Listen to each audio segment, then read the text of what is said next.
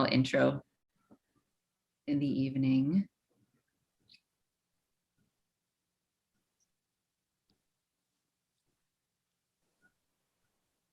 Well, Kwam Gamel Muhemo, everyone. I am Ryan Opalanya Ted Pierce. I'm Nanakok Lenni Lenape, and I'm coming to you live from the Lenape Island of Manhattan, also known as Manhattan, New York City, neighborhood of Hell's Kitchen. I'm a member of the American Indian Community House and also founder and artistic director of Eagle Project. And I'm so thrilled to be with our artist this evening of Addie. And basically for this Q&A, for this session, we'll basically have a conversation with the artists basically on their craft process and everything and anything else. But before we do that, I'd like to pass it on, kind of popcorn, if you will, to the artist here in Zoom, and I'll pass it on to our illustrious playwright, Miss Rihanna Yazzie. Oh, hi. I am Rihanna. Thank you, Ryan. Really just I'm so honored to have my play be in Eagle Project's American Indian Community House's Voices of Hope Festival. It has been very exciting to tell folks that my play Addie was going to be on the Carnegie Hall website. So I kept saying practice, practice, practice. That old Lily Tomlin joke. I'm Rihanna Yazzie, and I'm an enrolled member of the Navajo Nation, and I'm talking from Dakota Territory, which is also known as the Twin Cities in Minnesota. And I'll pass to Betsy, our director. OCO, hi. Thanks, Rihanna. I'm Betsy Richards. I'm the I'm the director, and it was really been a pleasure to work on Addie. I am calling in, or I'm zooming in, I guess, from Greater Lenapehoking. I am from Montclair, New Jersey. And I guess we'll keep going. I'll pass it on to Kylie Turner. Turn my mic on. Hello, everybody. My name is Kylie White Turner. I am zooming in from Brooklyn. I had the pleasure of playing Adrian, and I am a Black Indigenous. I'm enrolled in the Nipmuc tribe, and it was such an honor to play this role in this piece. And Rihanna, I forgot that you're in the Twin Cities. What a time to be in Minnesota.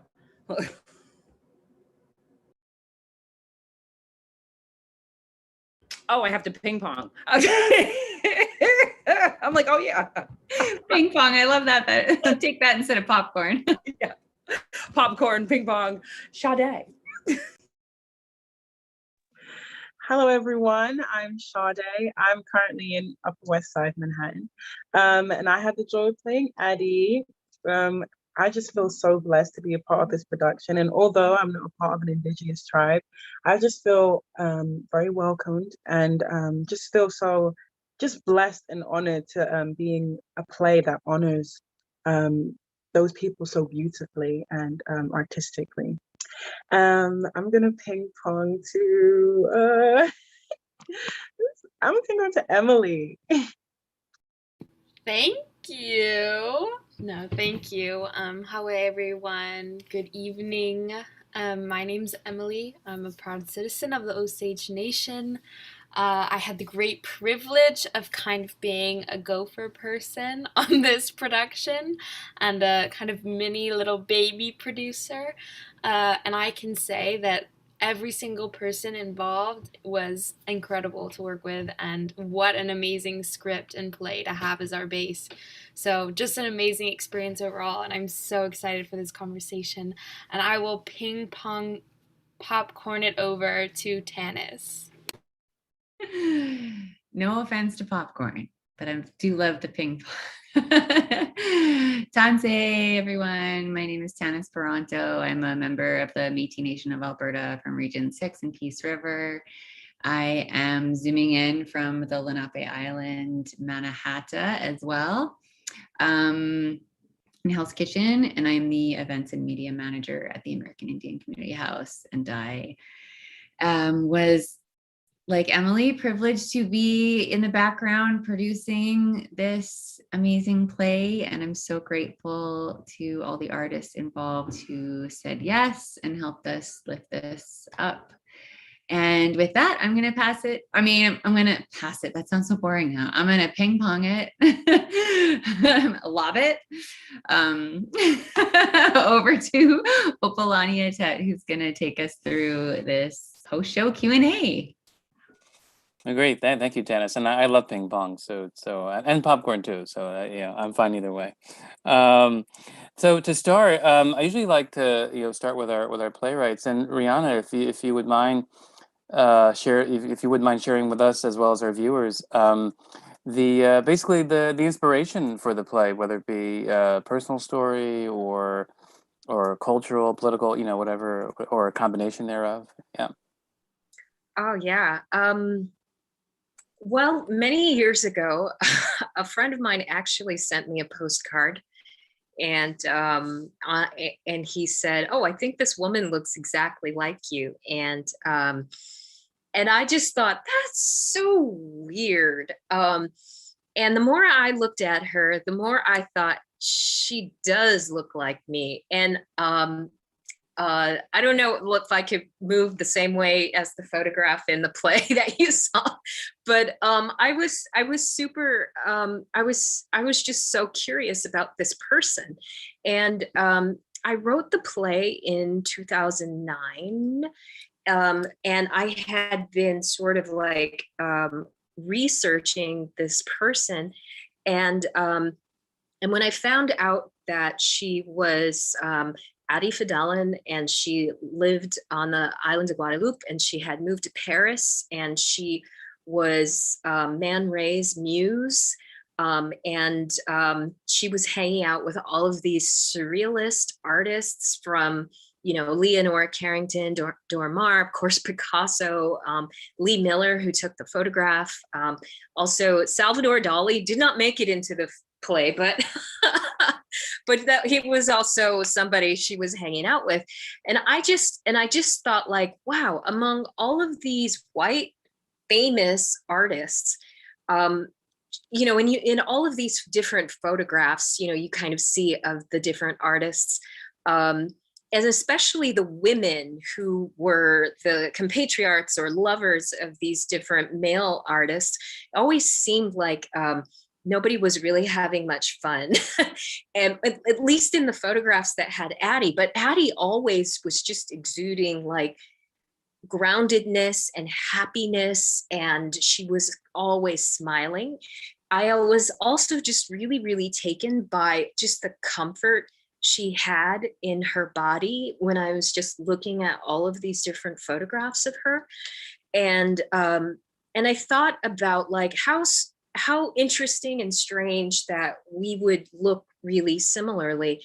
But then when you think about the history of colonization and what happened in the West Indies, you have that blood, European, African, and Native blood. And that is my cultural makeup. My father is Navajo, and my mother is half Italian and half Black. And so when I, so it wasn't too far of a stretch to think like, oh, we're kind of like related in this like lineage of DNA and these experiences of this sort of like global colonization. And then I started just to think about like the way surrealism art, comparing it to Navajo visual art, and then comparing like worldviews. And I just felt so much that Addie had an intact sensuality and worldview and wholeness of herself, while she was surrounded by a bunch of surrealists who were trying to figure out the world, but I feel like she just knew it.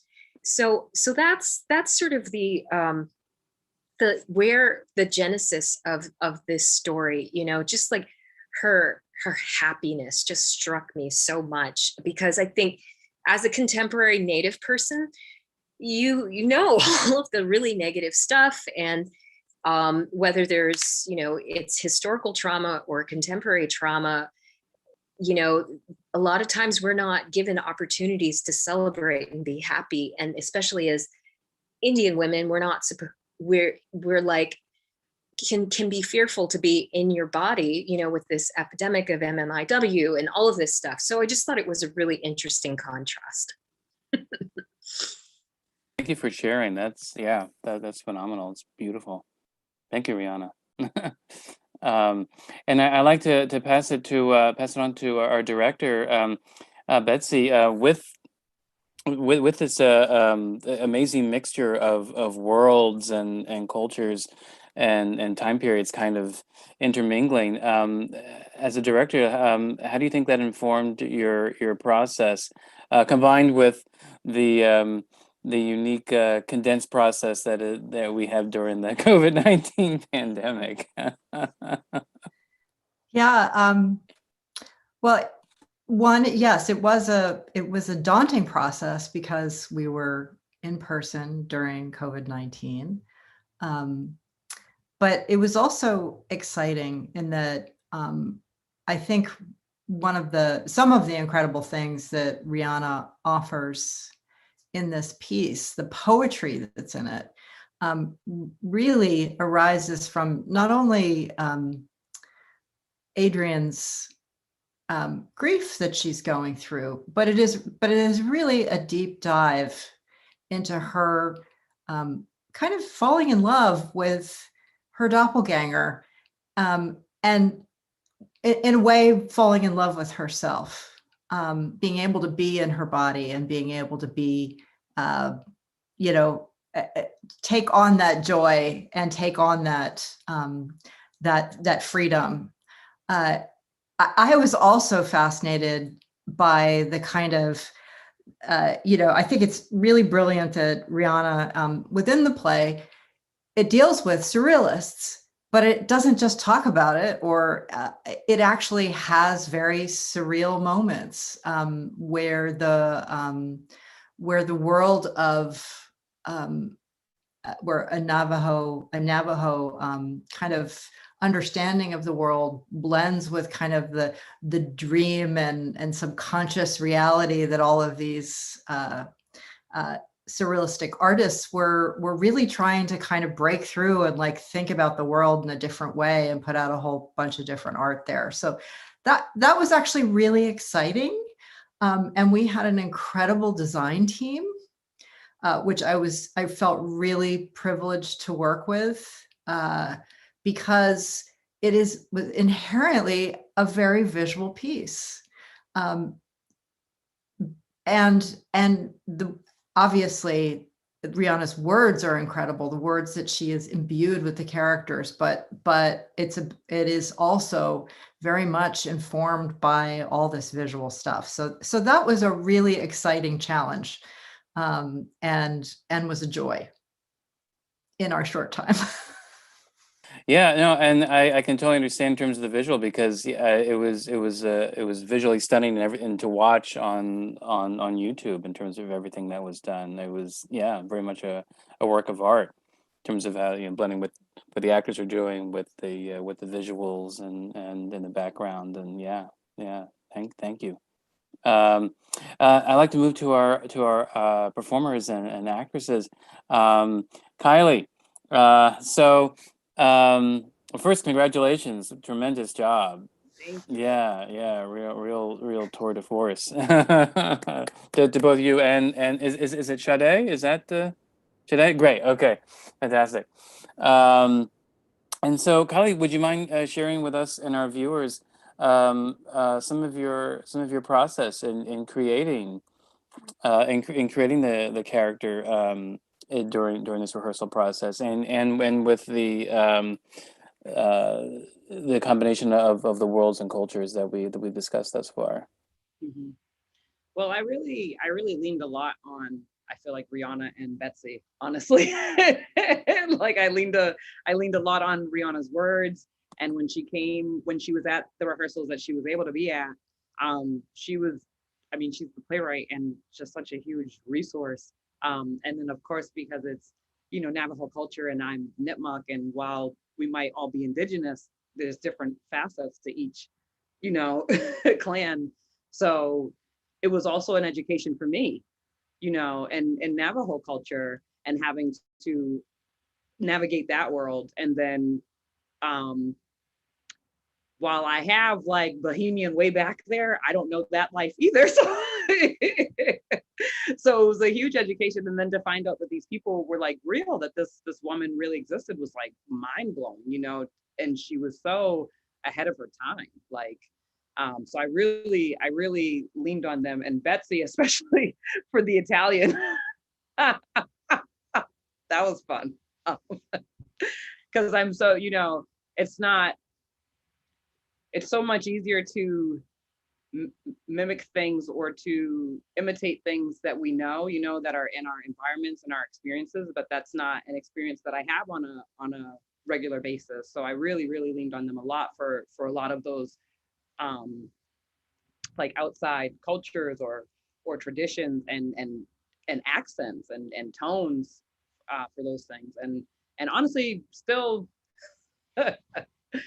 still thinking about it. I actually was someplace the other day, and the guy was speaking Italian. I was like, oh my God. And they said Napoli. And I was like, where were you the other, like, so it's interesting how things stay with you. Cause I'm like, I'm still like, I don't have that accent perfect. And I pride myself on like accents and voices. So I'm like, I'm gonna get that one. Like, but really just, they were a wealth of knowledge and just huge resources. And then Sade, like, working with you, Sade, really, like I told you behind the scenes, I was like, man, like you made me like, okay, I gotta step my game up. Like, like, cause she brought it the first day.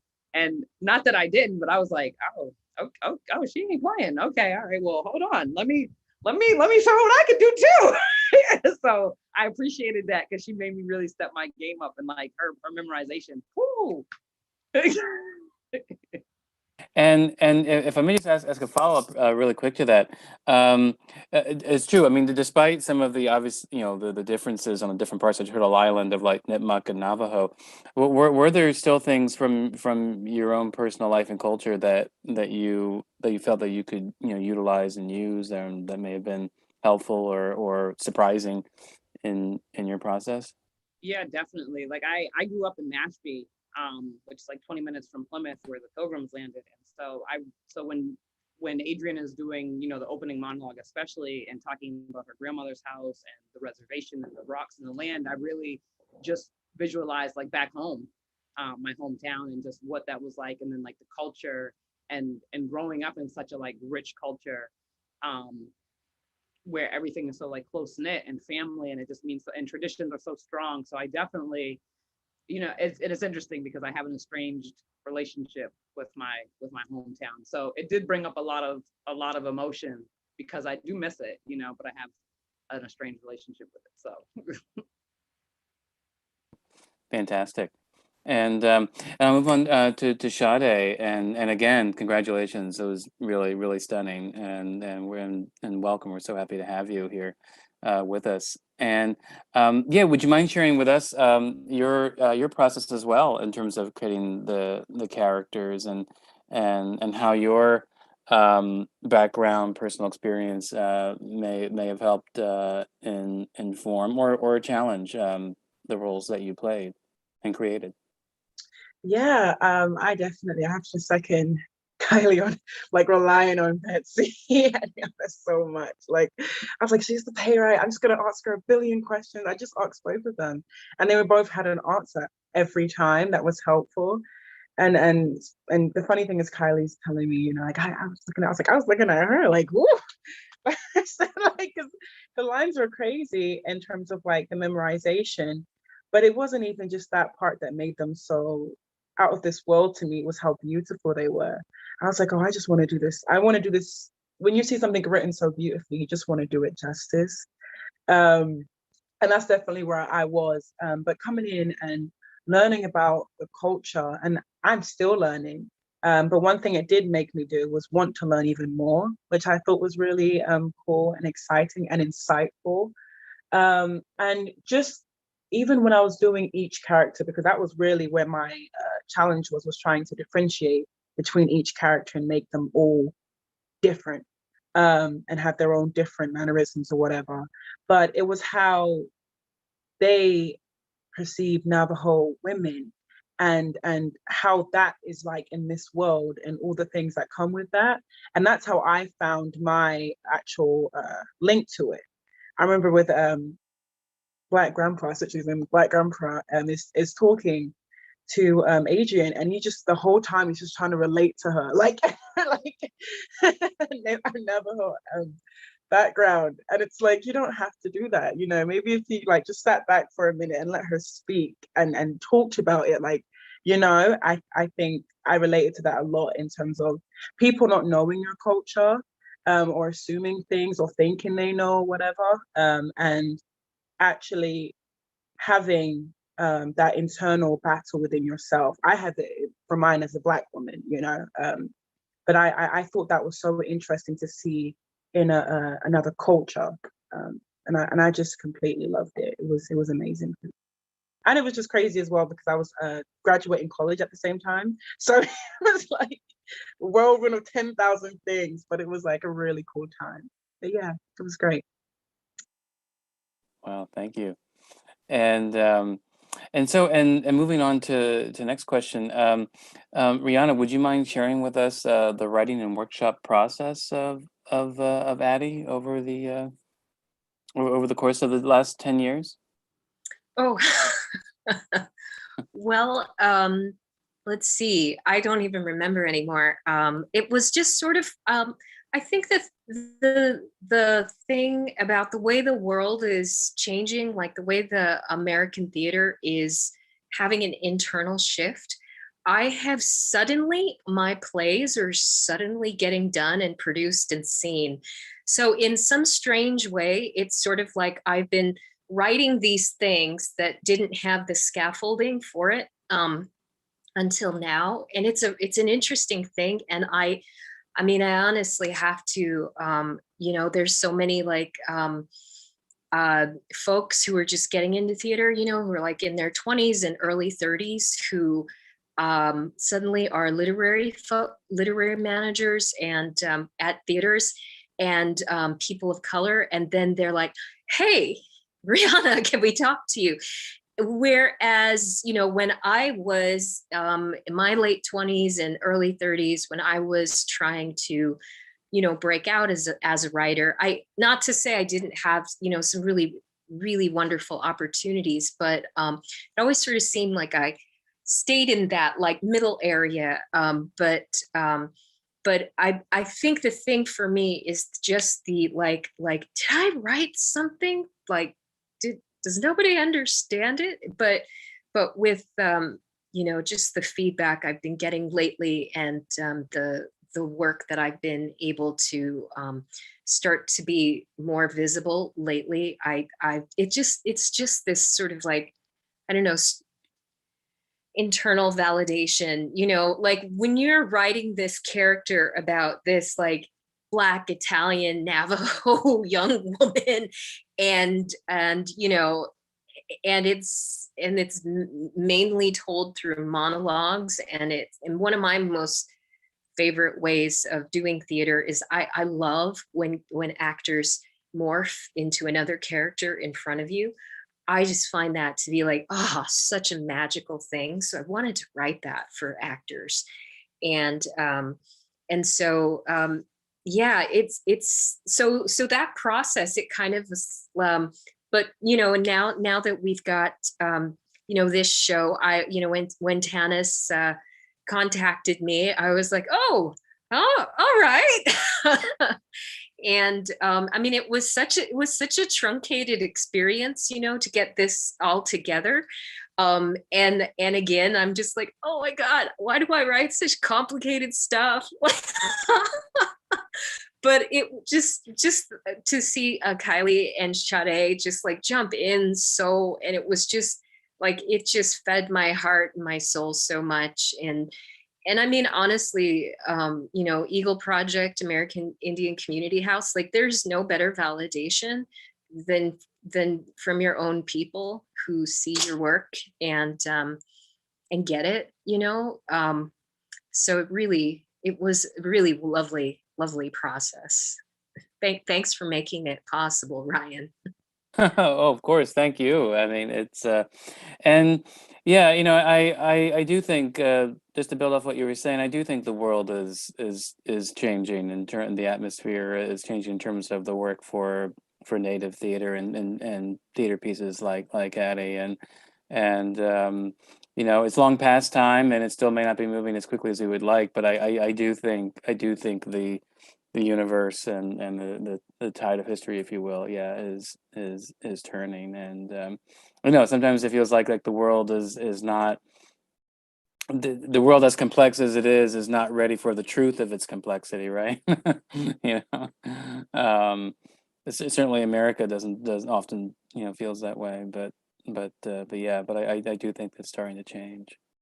Um, and Betsy, if you wouldn't mind sharing with us the difference in process, or maybe for you it wasn't different, but the idea of, okay, so directing a theater piece, but yet it's for the camera that's going on YouTube.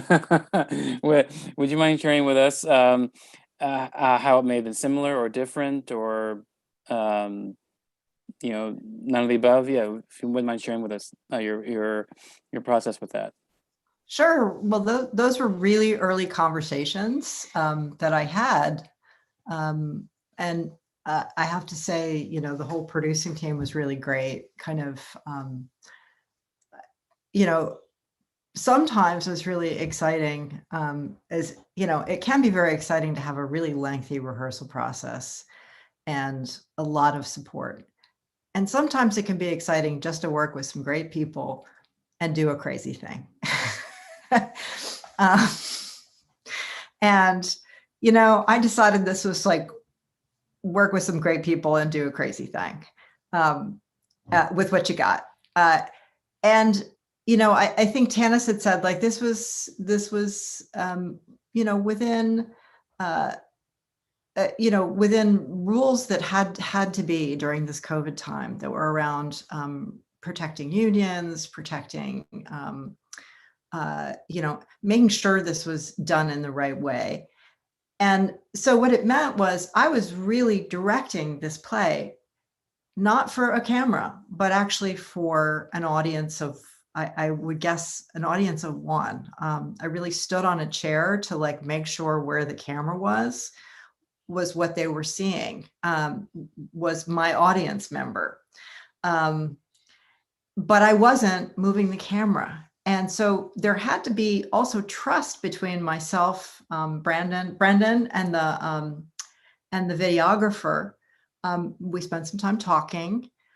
We spent some time kind of really processing what that means, what would happen in post, which not a lot can happen in post with these.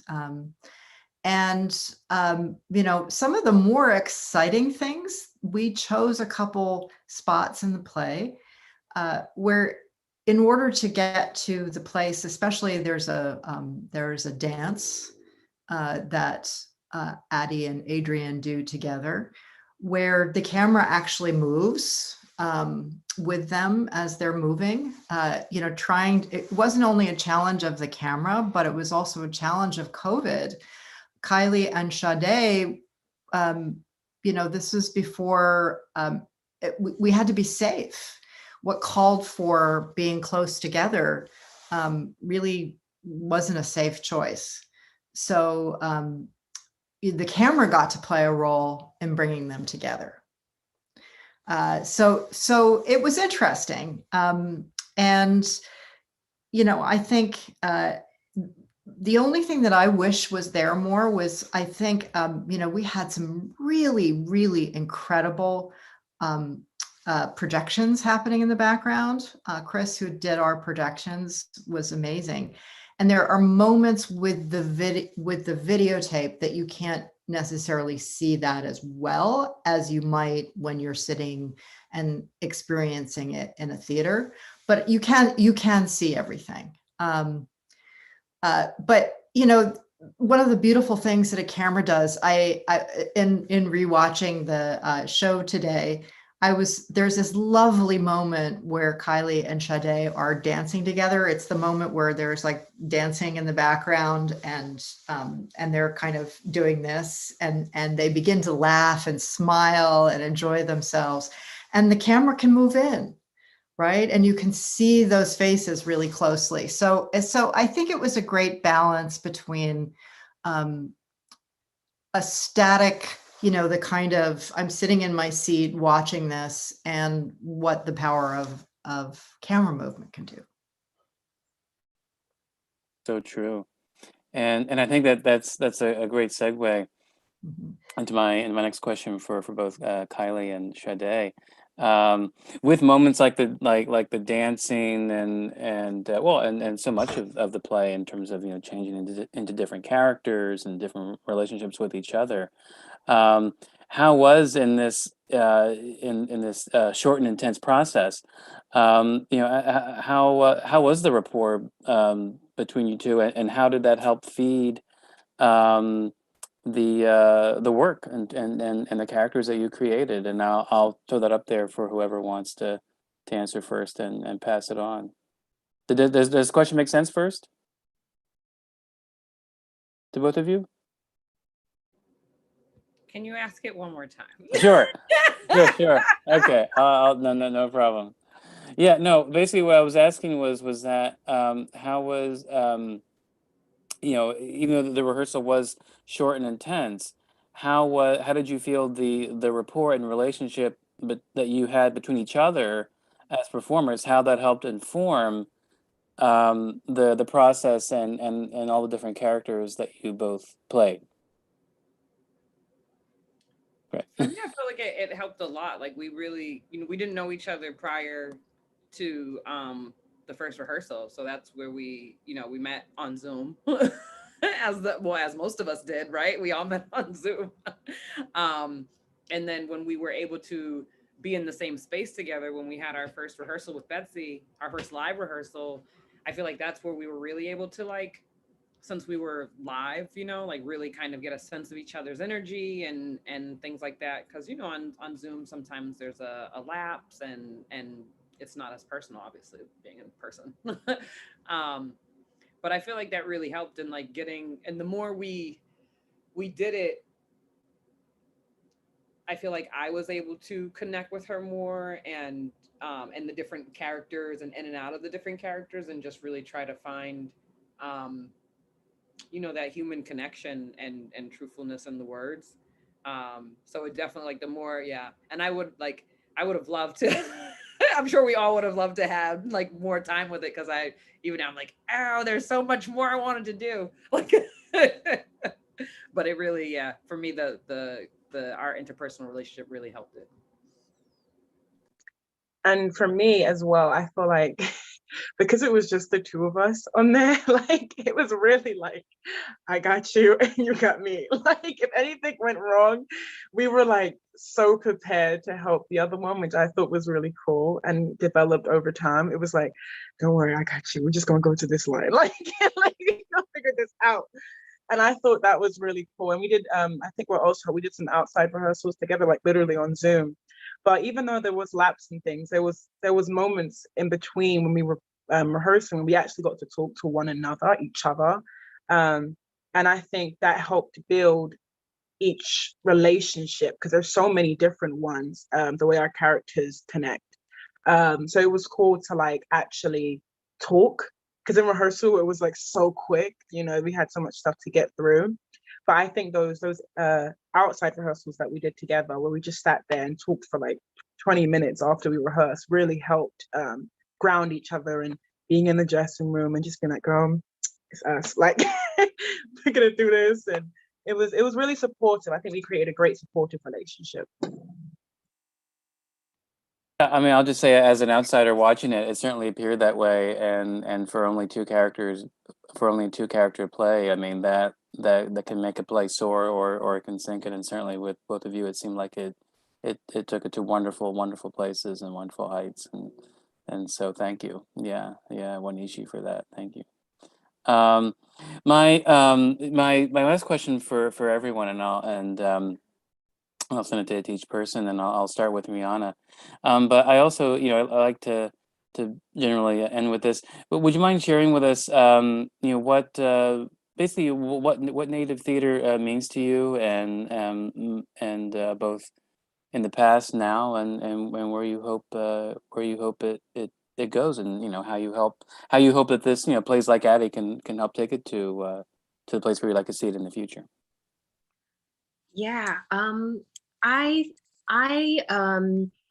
like to see plays written by Native authors that show me an aspect of myself that I've been dying to see reflected back. And what I think that means is centering Native people as the audience and writing a play with that in mind. I feel like there's so many different experiences that we have as Native people that we just never get to see it. So like, me as being a mixed Native person, I never get to see that part of my life validated. You know, also as a Native person who's like a super nerd who loves learning languages and things like that, like I never get to see like a Native person speaking other languages, not only their own, but even some other European colonizer languages for the hell of it. Because that's like the real world that we all live in. I just want to see Native theater reflecting back the true experience of what it is to be Native, and for me to have that full heart experience. That's what I crave, and that's what I hope to keep creating. That's beautiful. Thank you, Rihanna. Yeah, absolutely. I 100% agree. Pass on to Betsy. Thanks, Apollonia.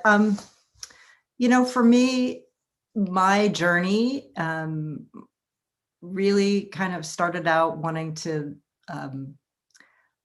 really lift up the voice of Native authors. Like that's why I was directing and producing, to hear those stories heard. But my journey in life has really taken me, and I when I was a fellow at the Public, after like 10 years ago, we did a reading of this play way back when. This is stuff really, really important to my heart and my soul. But where I've come on my journey is not only not only thinking, but really knowing in my heart that storytelling, and particularly is transformative in the world, and can create the world we want to see, and shift people's hearts and minds, can change reality, can build people up, can open doors for connection. And the other thing that's just super, super important to me, I now work in arts and social justice, and I work a lot on narrative change, and all of that work grew out of what I did in the theater.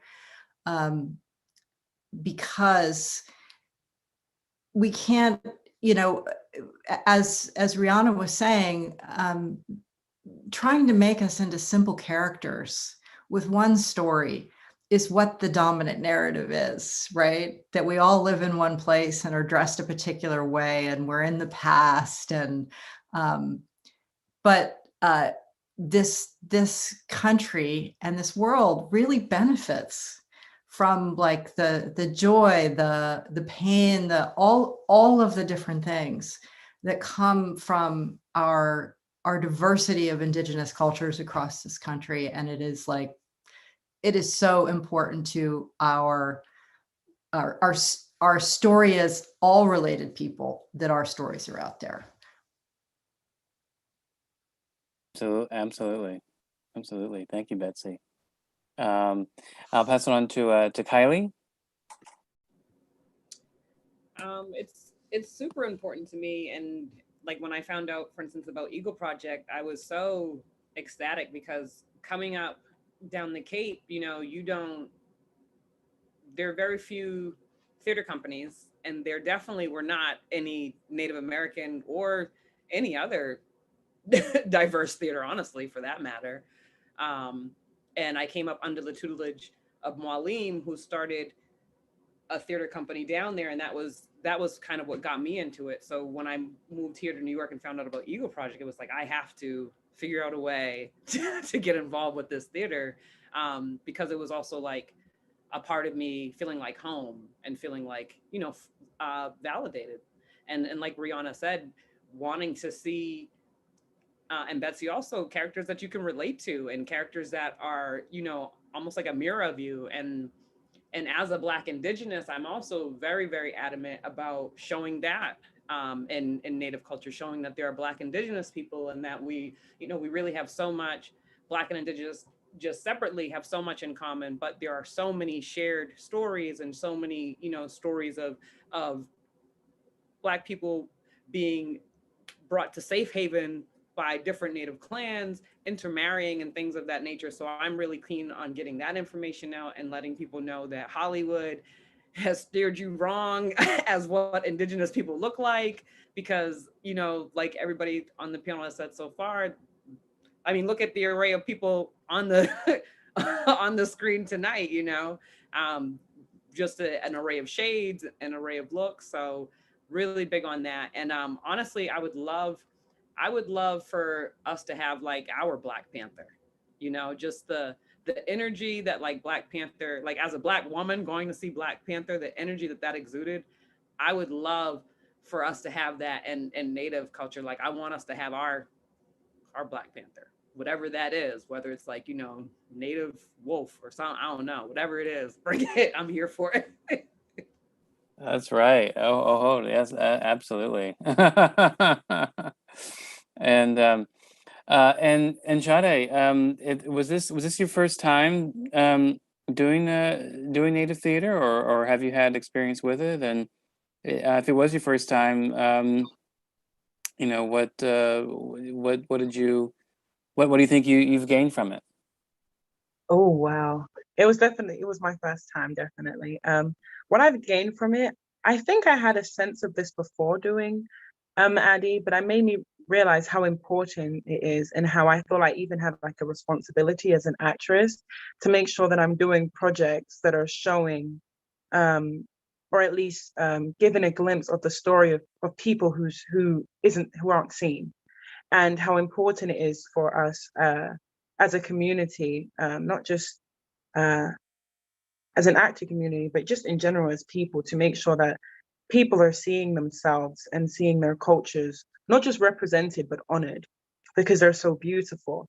And I just want to be a part of projects that not only highlight my community, because yes, I would love to just be in a Black Panther. Like, come on, like as a Black woman, that was everything. I love this is what Black Panther do. But to be in stories that honor other cultures and other communities that aren't my own, because I can truly sit here and say that, the Native American culture is so beautiful and so rich and diverse. And I left, this experience more educated about it. And I hope whoever watches it does. But I hope that being a part of stories like Addy will want people to learn even more. This should only be like the opening chapter in the book. They should keep wanting to read and learn and enrich themselves with Native culture, because it's a culture worth knowing. It's a culture worth exploring and showcasing. Well, we certainly hope that we get to work with you some more, Sade. So, absolutely. And then now I'll turn this question to our producers as well. Emily, what are your experiences and hopes and visions for Native theater now and into the future?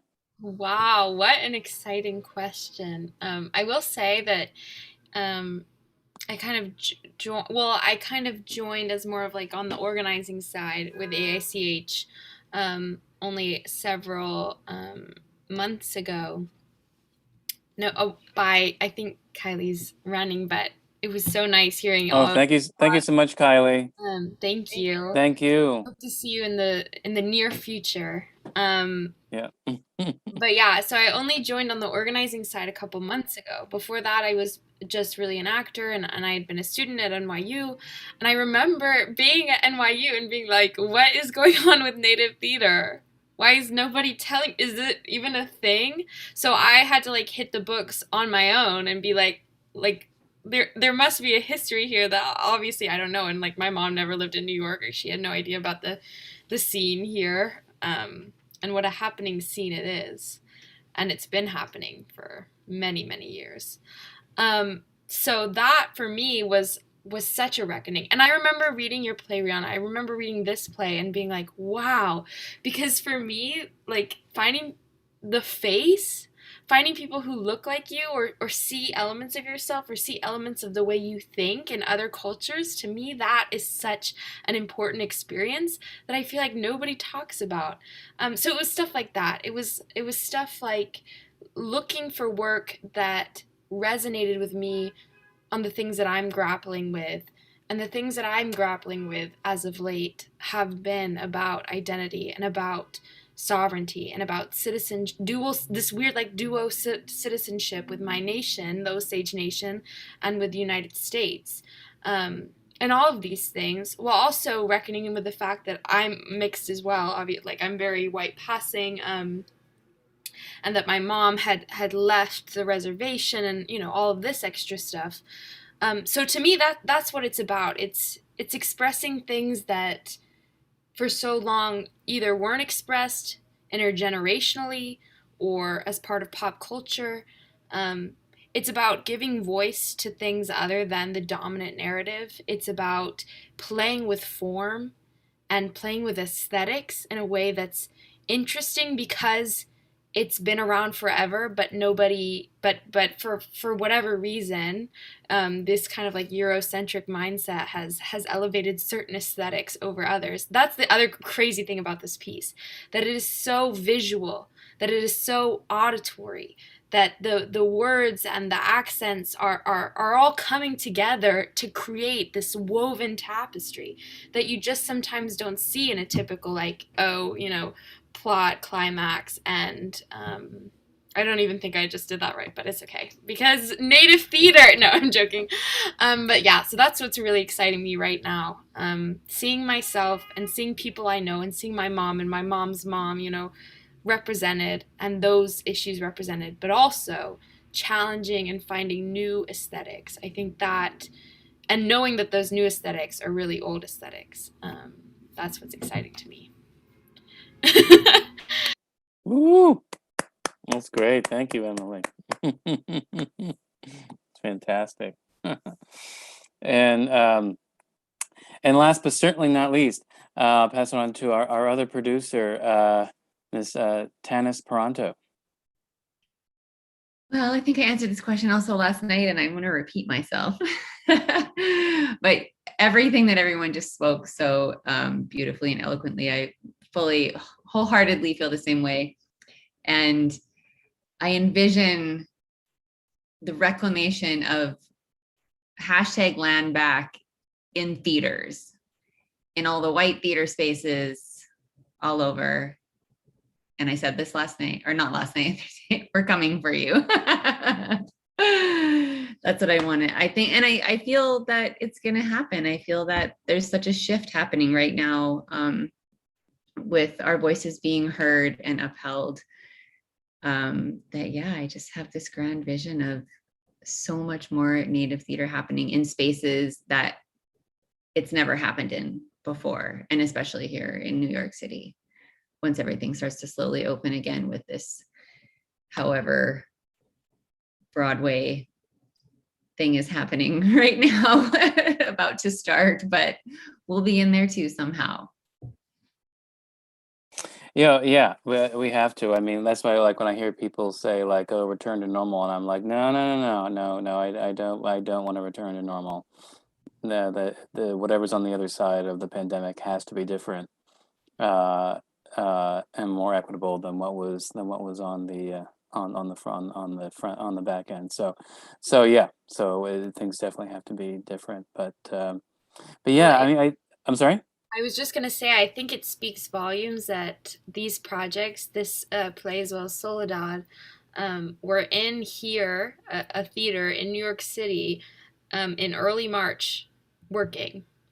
I think that Mhm. speaks volumes. That this was a Native-led group that was focusing on Native voices and stories with allies, an incredible team, all focused on pulling this together.